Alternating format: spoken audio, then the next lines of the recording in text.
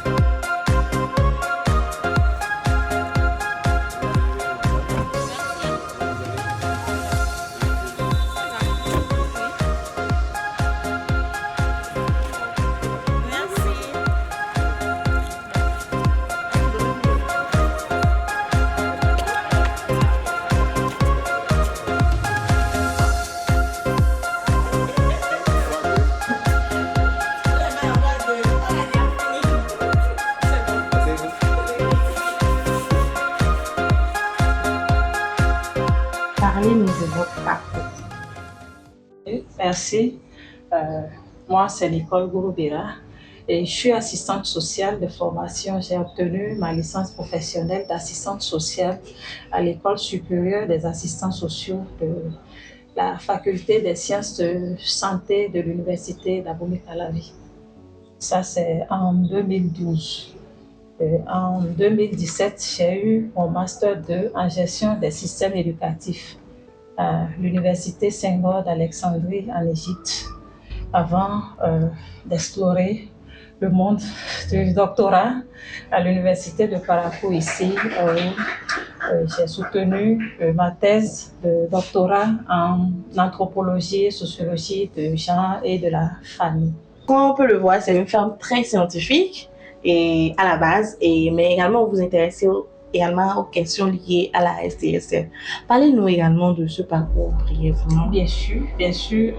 Mon parcours académique et professionnel m'a conduit à m'investir dans le domaine des droits liés à la santé sexuelle et reproductive. Cet engagement est motivé par la conviction que chaque jeune a droit à l'information et aux soins de santé afin de vivre une vie saine et épanouie. Et comme ça, très tôt, je me suis lancée vraiment dans le domaine des DSSR. J'ai travaillé avec une structure de la place pour promouvoir les méthodes contraceptives modernes. Ensuite, j'ai travaillé pour la promotion de la femme, notamment l'émancipation à travers donc des appuis pour rendre la femme autonome. J'ai également travaillé avec des ONG internationales sur des projets qui ciblent les jeunes dans la promotion précisément donc des droits à la santé sexuelle et de la reproduction. Donc voilà un peu de façon ramassée mon parcours professionnel donc lié au DSSR. Waouh, c'est quand même un parcours très élogieux. Selon vous, quels sont les défis ou les enjeux dont les jeunes de parcours sont liés, rencontrent par rapport à leur santé sexuelle et reproductive au quotidien? Il faut dire, défis, il y en a. Et c'est ça qui prouve qu'il faut faire encore davantage. Malgré tous les efforts que fait l'État, appuyé par les organisations de la société civile, il faut dire, par exemple, que les jeunes manquent encore de la bonne information. Lorsqu'on parle de DSSR aujourd'hui, vous voyez, il y a beaucoup d'acteurs sur le terrain et qui échappent, dont les interventions échappent même au contrôle des structures indiquées. Donc tout le monde parle de DSSR. Il y a parfois la désinformation qui fait que on pourrait dire qu'en termes de défis, il manque encore d'informations justes à la jeunesse de par rapport. À cela, il faut ajouter l'inaccessibilité aux services de soins.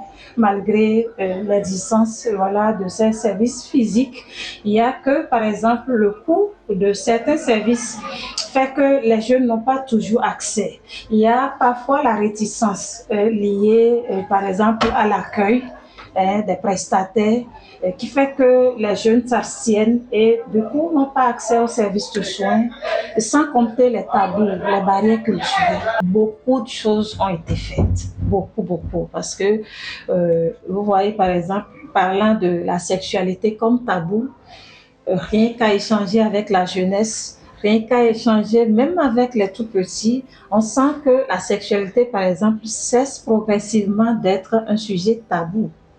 Le jeune peut vous parler librement ou la jeune fille peut vous parler librement de ses menstrues par exemple. Le jeune garçon peut vous parler librement de ses premiers amours. Ça, c'est des choses qu'on ne pouvait pas avoir en 2012 quand j'ai commencé. La question des contraceptions. Lorsque en 2012, oui, moi personnellement, j'ai accompagné des femmes mariées à qui le mari dit je ne veux plus d'enfants. Mais ce même mari dit non, je te refuse d'adopter une méthode contraceptive. Oui. Et quelques jours, semaines après, cette même femme vous appelle pour dire animatrice, vraiment j'ai un problème, je suis enceinte et comme je te l'avais dit, mon mari ne veut plus d'enfants. Si tu m'aides à me débarrasser de cette grossesse, je vais adopter une méthode contraceptive. Parce que jusque-là, il fallait que le mari donne son OK. Oui. Mais aujourd'hui, les femmes sont libres d'adopter une méthode contraceptive sans forcément attendre l'aval de son mari. Surtout si ce dernier ne la soutient pas dans la chose. Donc ça, c'est une grande avancée. Et aussi, chez les jeunes, c'est la même chose. Toujours, si je me réfère à mes débuts, on ne pouvait pas parler librement de sexualité avec les jeunes.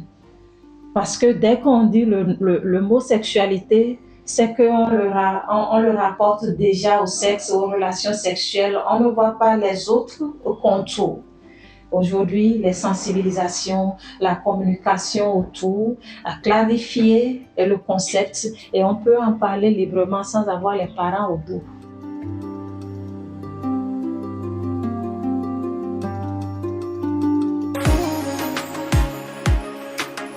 En 2012, c'était pas simple de parler de contraception. Je me souviens encore du jour où on est allé dans une concession pour sensibiliser une dame qui avait déjà, je crois, 6 enfants et qui s'est plaint à une voisine disant qu'elle ne sait plus ce qu'elle va faire parce que le mari n'avait pas suffisamment de moyens et il ne s'occupait pas des 6 enfants.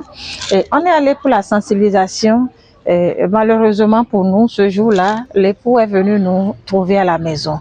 Dès qu'il est sorti avec son arme à feu, on a dû démarrer la moto avec vitesse. Ok.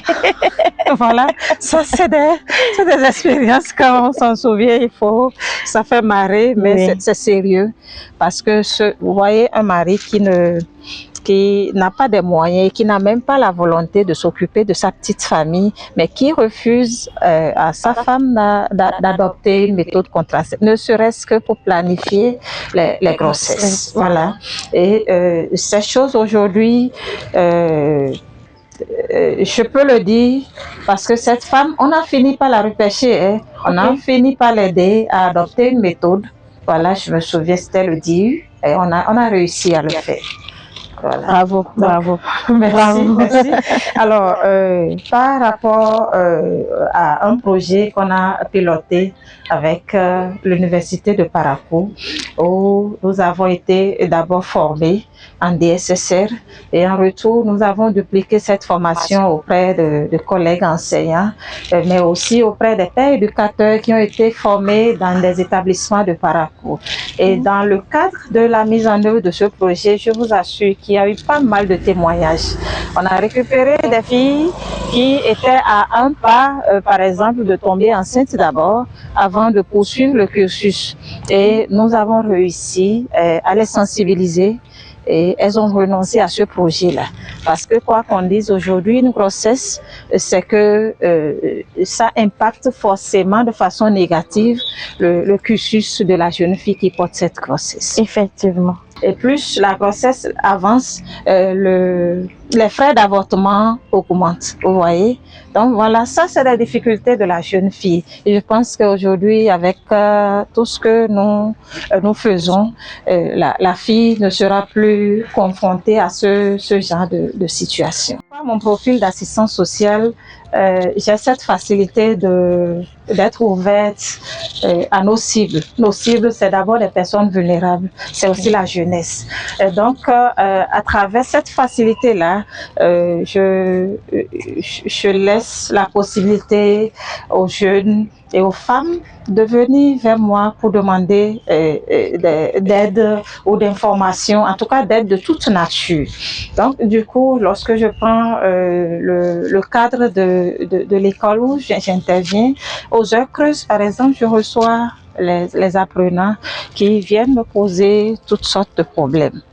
Ok. Voilà, parce que les DSSL, c'est aussi la lutte contre les violences. Les violences, voilà. Donc la jeune fille qui est menacée de viol ou qui est harcelée, donc je la reçois et je lui donne des informations qu'il faut, et s'il y a lieu, j'oriente vers les structures appropriées.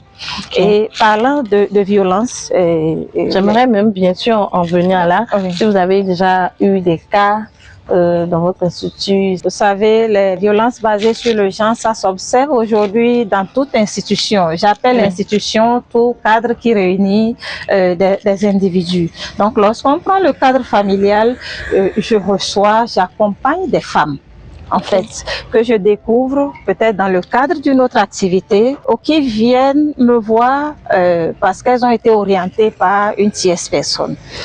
Voilà, je vais vous raconter peut-être l'histoire d'une dame qui a déjà essayé une fois de se suicider parce qu'elle est victime de façon permanente de violences physiques, psychologiques, économiques, en tout cas plusieurs formes de violence de la part de son époux.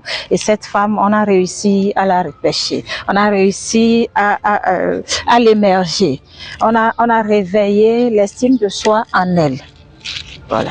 Bravo vraiment pour le travail. Et au sein de l'établissement, par exemple, il y a beaucoup d'actions. Il y a des ONG qui interviennent pour faire des sensibilisations. Il y a aussi une cellule d'orientation qui est mise en place pour pouvoir écouter les jeunes et les orienter afin de leur permettre vraiment d'être épanouis dans le contexte de la formation. La violence, avant d'être physique, généralement, elle a été psychologique toujours.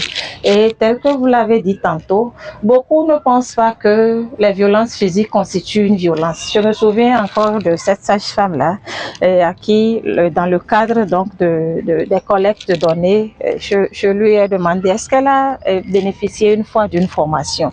Elle dit oui, que c'est justement la dernière fois. Et c'est là qu'on lui a dit, par exemple, que oui, quand ton mari t'oblige à participer aux charges, c'est aussi une violence économique. Qu'elle a ri et que c'est ça, elle a gardé pour rentrer à la maison. Elle dit, papa, tu vois, quand tu m'obliges, ils ont dit que c'est une violence.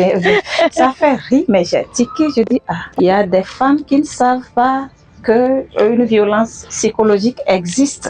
Elle l'a subie, sans s'en rendre compte en fait. J'ai compris que ce que nous faisons jusque-là manque de certaines de considération de certains aspects, notamment les aspects culturels. Donc je me suis dit qu'il faut écrire ça quelque part en guise d'orientation aux politiques et aux interventions communautaires. Ma profession d'assistant social me prédispose à l'altruisme en fait, ce qui m'amène parfois à soutenir même financièrement ces personnes-là. Financièrement, soutenir une fille mère qui veut aller en formation, une fille mère qui doit s'occuper à elle seule de son enfant. Il m'arrive de soutenir financièrement ces cas-là.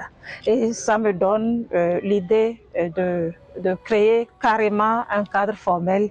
Et par la grâce de Dieu, je sais que ça va se réaliser. Il faudrait rendre tout parent capable désormais de discuter de sexualité avec son enfant. C'est très important parce que la nature a horreur de vide, dit-on. Le besoin est là. Donc, dès que la famille, les parents ne le font pas, l'enfant se fait informer dehors, auprès des pères qui ne détiennent pas forcément la bonne information. Donc, c'est nécessaire de briser cette barrière culturelle-là, ce tabou-là autour de la sexualité.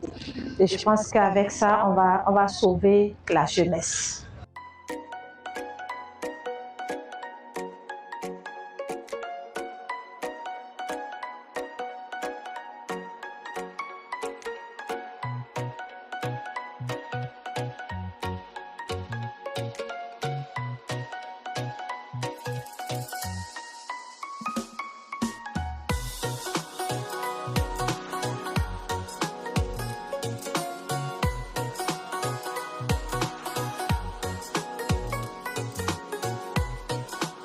Dr Nicole, on s'est rencontrés pour la première fois en 2012.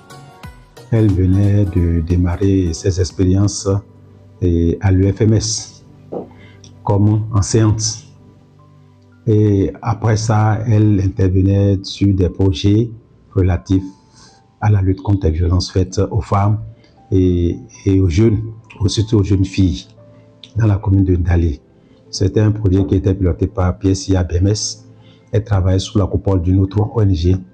Mais puisque nous étions près dans le même quartier, et elle venait me voir pour demander des conseils.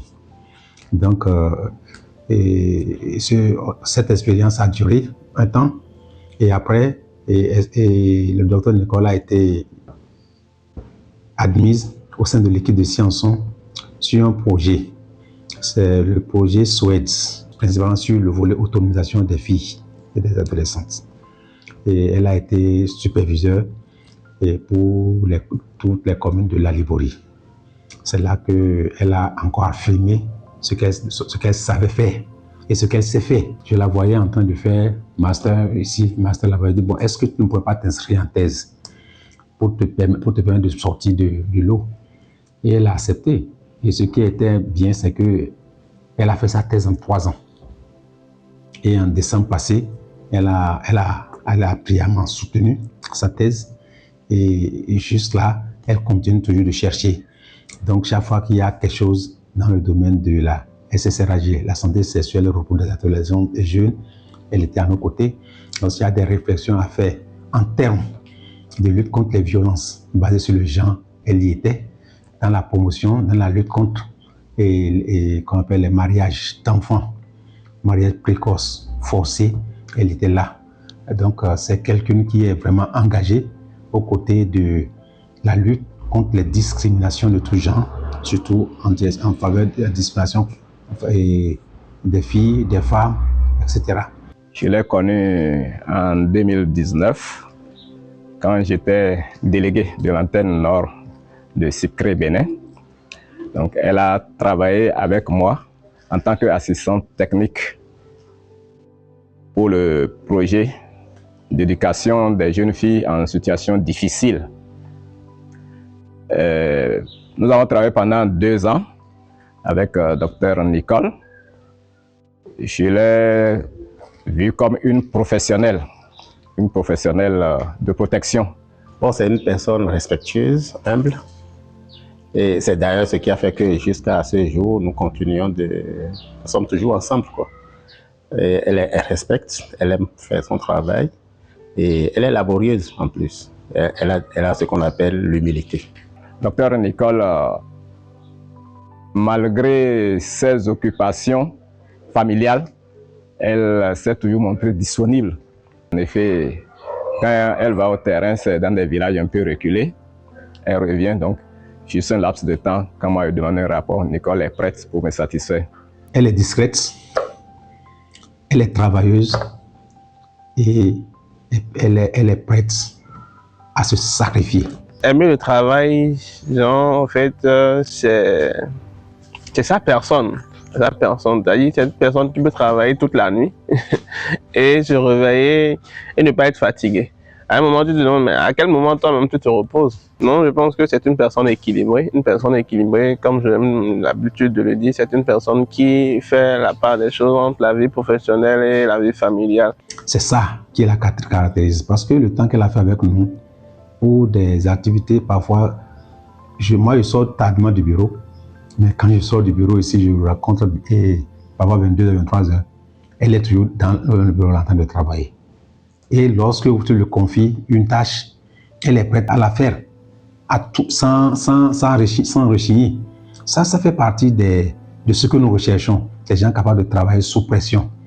Elle a foi en ce qu'elle fait. Et on sent que ce n'est pas à cause de l'argent qu'elle est en train de travailler, mais parce qu'elle a déjà une vision et qu'elle veut atteindre. À Niki, par exemple, avec Nicole, on a pu récupérer de jeunes filles qui, disons, avaient, comment est-ce que je vais appeler ça, étaient dans la déperdition, presque. Donc Nicole a pu vraiment les sensibiliser. Nicole a pu parler à leurs parents. À Siraruto près aussi, Nicole a pu parler à leurs parents pour que les enfants reprennent une vie normale, pour que les enfants n'abandonnent pas l'école, bien les enfants qui sont des apprentis, pour qu'ils n'abandonnent pas. Donc elle a eu à gérer des situations comme ça, et cela a eu un impact parce qu'aujourd'hui, quand on me voit moi, ou bien quand on la voit, on dit ah, ça nous siara. Ça siara, on ça veut dire que si c'était pas toi, notre enfant était perdu. Donc voilà des témoignages que je peux donner d'elle. Ce n'est pas des filles seulement, mais même des garçons qui allaient en aventure et qui ont été récupérés jusqu'à Waké. Grâce à Nicole, on a pu les ramener et les réinsérer. Il y a quelques mois, je lui ai fait part d'un enfant, d'une jeune fille victime d'abus sexuels, et c'est spontanément qu'elle a appelé un des collègues et la fille a été prise en charge, et aujourd'hui la fille est en apprentissage grâce à son intervention. C'est pour dire que c'est une personne, peu importe l'heure où tu l'appelles, même quand elle n'a pas la solution au problème, et de façon spontanée, elle cherche avec toi la résolution à ta situation. Je me rappelle que quand elle intervenait dans la commune de Dalé, il y avait des cas comme ça où une fille a été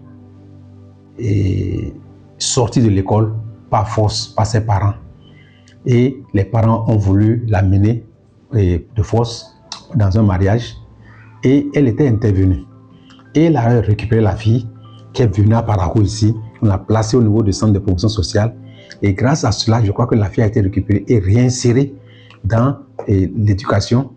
Cette fille-là, après, elle a fait un apprentissage. Et ce cas-là, il y en a beaucoup.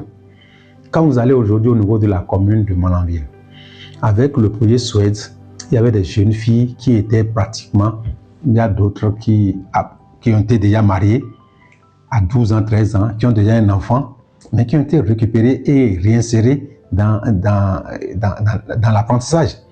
Et ils ont appris un métier qui leur permet aujourd'hui d'être autonomes. Il y a des gens qui ont été récupérés, qui ont mis dans les salons d'apprentissage, couture, coiffeuse, mais le projet les a pris en charge leur séjour, les frais d'apprentissage et aujourd'hui sont autonomes. Donc ces cas-là aujourd'hui, je crois que la plupart des projets programmes aujourd'hui jouent un rôle très très important. Et Nicole a participé dans la plupart de ces projets-là. Il y a des moments où des stratégies ensemble, puisqu'elle est dans un domaine pédagogique. Donc, on essaie de voir quels sont les aspects pédagogiques que nous pouvons utiliser pour arrimer avec la pratique et pouvoir enrayer le phénomène. Et elle a joué un rôle très très important. Ce qui est bon pour elle, c'est qu'elle a fait la théorie et nous, on a fait la pratique. Quand on se retrouve ensemble là, ça fait un bon mariage. Ça nous aide à aller vers les résultats escomptés. C'est ça qui fait sa force. Et moi, je pense que aujourd'hui, avec son niveau, pour avoir fait une thèse et avoir une telle expérience, elle doit savoir qu'elle a beaucoup de choses à vendre. On a besoin de lui. Des gens comme ça, il faut les repérer et les utiliser au bon endroit et au bon moment. Ma prière, c'est qu'elle se retrouve dans une grande organisation et pour apporter réellement son expertise au développement de la nation. Pourquoi pas au développement de l'Afrique et du monde. Docteur Nicole, et je crois qu'on se connaît et je sais ce que tu peux et ce que tu es.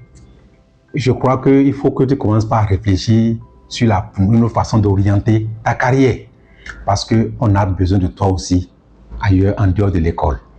Aujourd'hui là, Scienson, tu as fait tes expériences à Scienson et ton passage, ça a été marqué par l'encre indélébile. À cause de tes prestations, à cause de ton sérieux, à cause de ton calme et ta capacité d'adaptation. Aujourd'hui là, c'est ça qui fait de toi une personne ressource que tous les partenaires peuvent souhaiter avoir. Les projets de développement ont besoin de toi. Il faut tenter, il faut oser aller vers le développement. Tu verras que l'avenir est déjà tout tracé pour toi. Que Dieu l'accompagne dans ce qu'elle fait. Comme je disais tout à l'heure, on a prévu un petit trésor. Ça ressemble aux gens de Barracoudon. On a prévu un petit trésor pour vous. Et ça, c'est pour vous donner de lait. Ça, c'est pour vous donner de lait. Fait chaud lorsqu'il y a coupé dans le bureau. Voilà. Et vous demandez, voilà, vous allez faire la différence.